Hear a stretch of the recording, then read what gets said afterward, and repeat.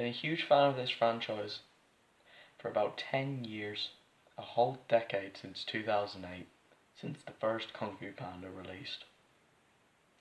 When Kung Fu Panda 1 came out, it was amazing. We all thought it was going to be crap, but no, it turned out being completely amazing. Then Secrets of the Furious 5 came out, and that was just as good. The holiday special was amazing. Then Legends of Awesomeness came out. That was great. I know some people don't like it, but I used to love coming home from school, and I used to think, oh, I can't wait to see Kung Fu Panda and all, like, my favourite characters come on TV. And that was great. And Legends of Awesomeness ended, and that took place before Kung Fu Panda 2. Kung Fu Panda 2 came out, and Kung Fu Panda 2 was even better than Kung Fu Panda 1. Then they had two shorts after that, Secrets of the Masters and Secrets of the Scroll. They were just as good. And then obviously in January 2016, 2 years ago, Kung Fu Panda 3 came out in America. I didn't see it in January because I had to wait till March in Ireland, which was bullshit. Yep, really had to wait that long. So Kung Fu Panda 3 I saw in the cinema day 1, March 11, 2016. It was outstanding, like the first two. My favourite in the trilogy. So since then, I was waiting for something Kung Fu Panda. We obviously have the next 3 Kung Fu Panda films coming out. So we have Kung Fu Panda 4, Kung Fu Panda 5 and Kung Fu Panda 6. However, they're not going to be focused on Po. No, they're not going to have the Po story anymore. Po's story is completed. It's now time for Tigress's story to be told. It's time to expand on her emotions, her past and backstory. That's why a lot of us fans are looking forward to Kung Fu Panda 4, to experience more of our favourite character. And everyone in the fandom loves Tigress as a character. Everyone does. But today, after waiting 3 years since Legends of Awesomeness obviously ended in Ireland 2015 and in America 2016, I waited for a new Kung Fu Panda show. I was looking forward to it. I couldn't wait. In fact, last year, when I heard DreamWorks wouldn't make it, instead they were making a TV show through in spirit, I was pretty annoyed with that. And I even made a video saying, oh, that's stupid and all, why are you doing that when you could be doing something absolutely amazing. And then obviously Boss Baby 2 was announced. And then instead of a Kung Fu Panda 4. That was pretty annoyed with that as well. Yep. But then we got the long-awaited announcement that we were getting a Kung Fu Panda TV show on Amazon. We were all excited. Everyone was hyped. We were hyped over our minds. We were excited to see these characters again as a TV show. Yep. And then obviously the synopsis was revealed, and I was hugely disappointed it wasn't going to be taking place before Kung Fu Panda 3, because I wanted to see the gap between Panda 2 and 3. And obviously my friend LegoFan506, he even made a video saying, I feel like that was a mistake. And obviously, like a few people did, I even found it to be very disappointing. I wanted the Dragon's Race to the Edge for Kung Fu Panda. I wanted to see what happened before Panda 3. I wanted the gap to be filled in. But then I thought about it, and then when the trailer first came out about a month ago, I was really excited. I couldn't wait to see the trailer. I thought the trailer was really good, but I was so worried about my favourite characters like the Furious 5 and Shifu returning. I was worried that they wouldn't, but okay. But then I thought about it. Panda 2 and 3 and Dragon 2 and 3, How to Train Your Dragon. They don't. Neither of those sequels. They don't have much of a gap, so there's only 1 year between them. And basically, yeah, then I said, oh, well, Panda 2 does have 2 shorts, Secrets of the Scrolls and Secrets of the Masters, which would be the gap between Panda 2 and 3. And How to Train Dragon 2 had nothing. Except for comics, but I'm not counting comics, I'm mostly counting TV shows, films and shorts. And then I made my Kung Fu Panda fan film, which mostly had a few explanations there and there, so it was kind of like a mini-series. But yeah, my expectations were higher, a little bit higher, that for Paws of Destiny would be good. I am after finishing the first season of Paws of Destiny. What do I think of it? What a huge, huge, huge disappointment. I had a worry. I was so worried that I was so worried that this series wouldn't be as good as we all thought it would be. I even said, "Oh my god, I'm so worried but so excited." And everyone was like that. Everyone was always getting, "Oh, where's the five? Where's Shifu? Where's Tigers? Where's Monkey? Where's Mantis? Where's Viper? Where's Crane?" They are the huge reason why I was disappointed. Kung Fu Panda, the Paws of Destiny. Where were they? Nowhere. They're gone now. Yep. And not only that, but also at the very beginning, I was even surprised that Poe was barely in the beginning. I actually have to admit, the beginning of the series was very, very good. I love the very, very beginning where it's like Poe in the story fighting off the pirates on the boat. I thought that was amazing. I love how they had similar designs to the villains out of Legends of Osnus, Dao Dai, Fong, Hundun, and etc. But then it cuts to the pandas like, oh, come on, is this not going to be where it's like they start off in the Valley of Peace, then they go to the Panda Village, and I was like, what? But what at the beginning, I knew from the start it was going to be a huge, huge letdown. And was it? Yep, it was. Now, I will admit, the animation obviously is a big improvement over Legends of Awesomeness. The visuals are just so stunning. It really looks like you're watching one of the films one that the creator said. And basically, they put in so much effort. And I was happy they actually had a tie-in to Legends of Awesomeness, where at the very start, Poe says Oogway got his hero's chi from the Peach Tree of Heavenly Wisdom, which is obviously from Enter the Dragon, back from Legends of Awesomeness. But and then obviously it's like Poe, and then obviously he talks to Oogway and all that. But what else did I? Oh yeah, I actually enjoyed seeing more of Li Shan. I enjoyed seeing more of him. But the thing is, I was really getting excited. I had such high hopes for it. There were so many expectations for this series. I was waiting and waiting for Li to finally tell Poe how did he survive Shen's massacre.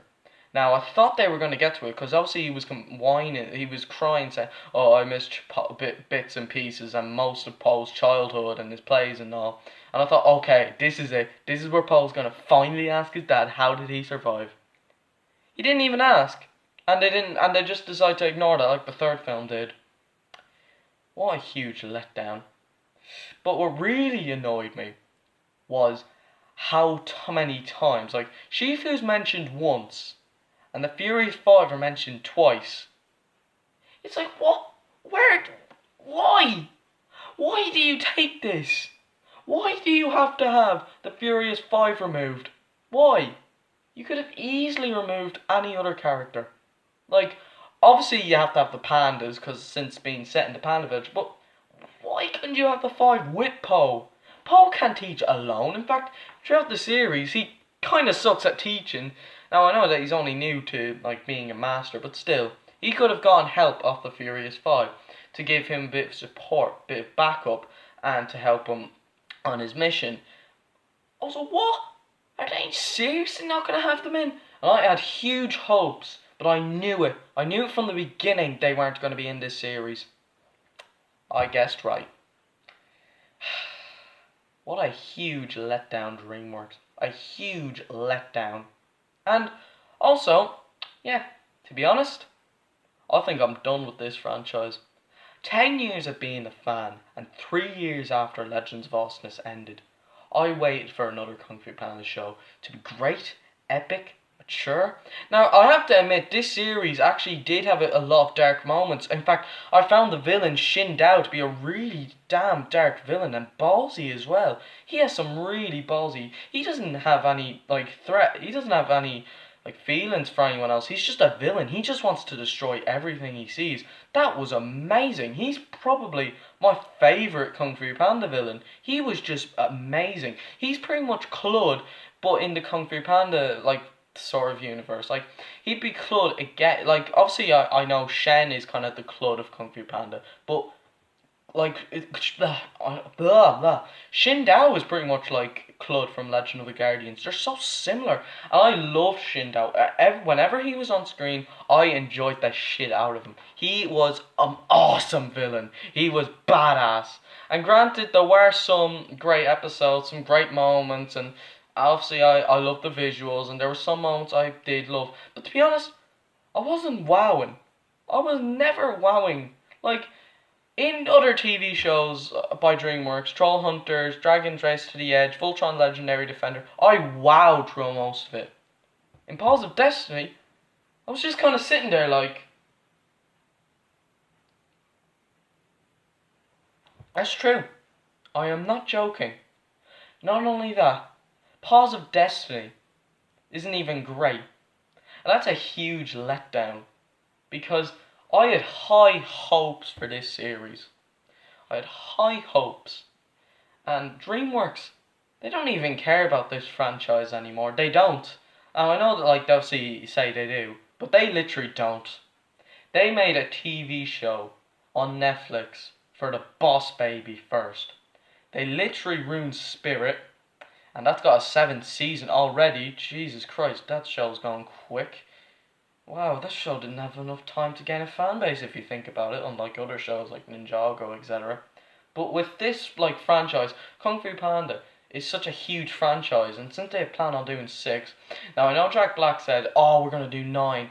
Honestly, Jack Black even did say himself he has a weird thing with numbers, and he can sometimes spit out absolute crap. Now, I have to admit, Mick Wingert obviously did a great job reprising Poe, sorry. But seriously though, this was a huge, huge letdown. And like, if DreamWorks, if you literally like really care about your franchise, why did you turn the Boss Baby into a franchise? Why did Trolls get a TV show first? Now, I didn't really mind much those getting TV shows, because obviously I knew Kung Fu Panda was getting one, and obviously that would have a lot of effort into it. I was like, what a huge, huge disappointment. This series though had been let down. It was such a letdown.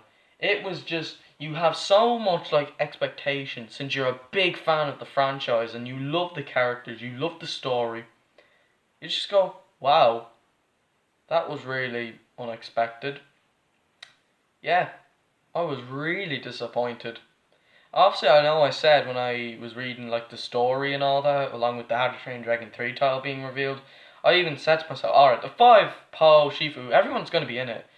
But I knew, because obviously from like Kung Fu Panda and all, like obviously you read descriptions, like look at Kung Fu Panda 3's description, they weren't even in, Furious 5 weren't mentioned in that, but they were in it. And also, I know some people didn't like Legends of Awesomeness because they felt the characters were out of character, but here's the thing, at least the Furious 5 were in that series. They were in it. They were there. They were there to help Poe. Now, I will admit, obviously Legends of Awesomeness had a few issues. The characters were out of character, and obviously they didn't have the Jade Palace Arena, and sometimes it wouldn't be in the right chronicle order. Now, granted, this series had a few improvements, but I can't even say if it was improvement over LOA in terms of that. In terms of story, hell no. But seriously though, guys, Paws of Destiny is a huge, huge disappointment. And originally I was going to make this like a rant. I was going to yell. But honestly, I don't have the energy to do that. I'm just let down so badly by this franchise. It's like that franchise where it's like you love it so much and then they add this. And then you just go, oh man, that really like turns you off. I was like, what? This series, though, had so much potential to be a great series. It had all the opportunities. And, you know, I was waiting since Panda 3 to get some new, like, shows, new episodes, new characters. We aren't getting that. We aren't getting that.